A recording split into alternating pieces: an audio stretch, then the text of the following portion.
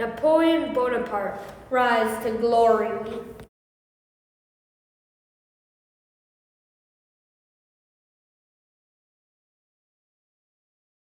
Napoleon Bonaparte was born in Ajaccio, Corsica on August 15th, 1769, France.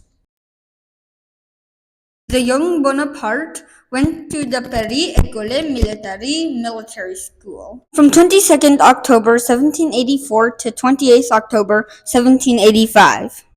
He left as a second-class lieutenant in the artillery with the commission to join the La Frise regiment in Valence. In 1793, December 22nd, Napoleon first gets a chance to show himself for his brilliant tactical command. Although a subordinate officer, he was widely credited for the victory at an internal French siege of Toulon. Napoleon receives the new rank of brigadier general. Napoleon led French forces to victory over numerous superiorities of Austrians and Sumerians' armies.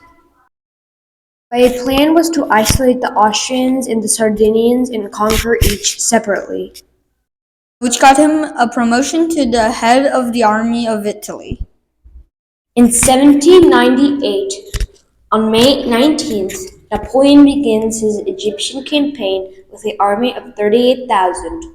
On July 21st, he wins the Battle of the Pyramids in Egypt.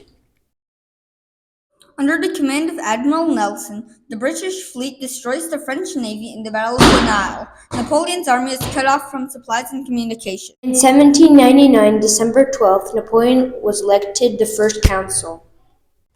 In 1804, March 21st, Napoleon introduced the Civil Code, also known as the Napoleonic Code.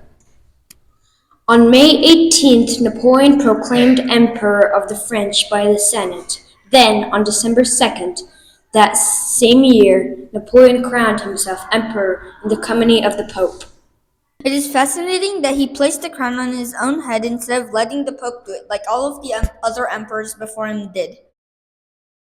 In a matter of years, on March 11th, 1810, he married Marie Louise of Austria.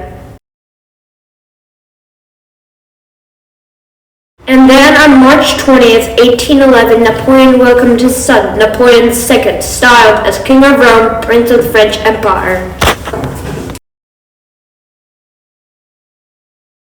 Napoleon agrees to exile in Elba. The Allies agree to pay his family a pension. Napoleon is exiled to Elba. His wife and son take refuge in Vienna. 1815, February 26, Napoleon escapes from Elba. Then on March 20th, Napoleon arrives in Paris. The Battle of Waterloo. Fall of France. At 6 a.m. June 18th, the Allied army takes their position north of Hangington.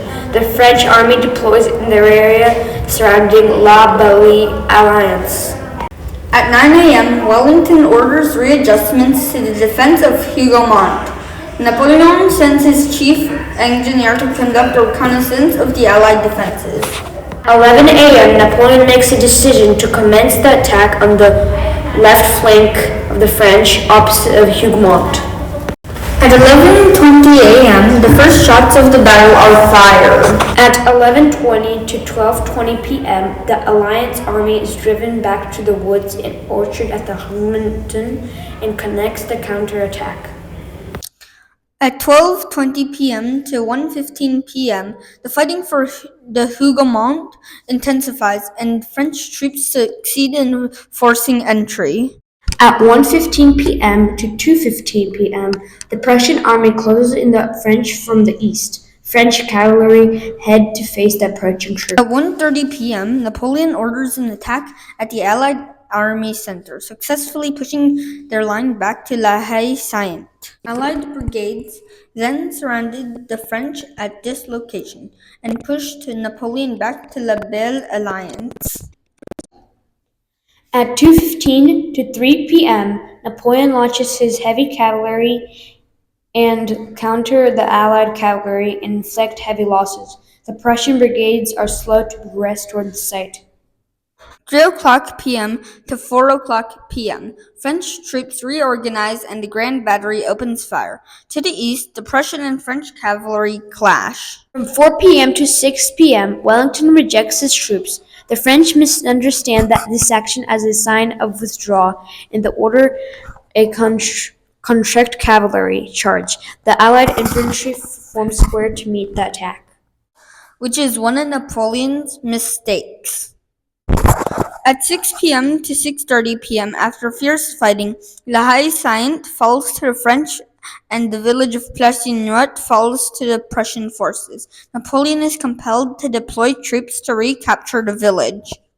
6:30 p.m. to 7 p.m., Napoleon's troops and the Prussians relentlessly attacked the counterattack of Plancouet, which is the village evenly held by the French.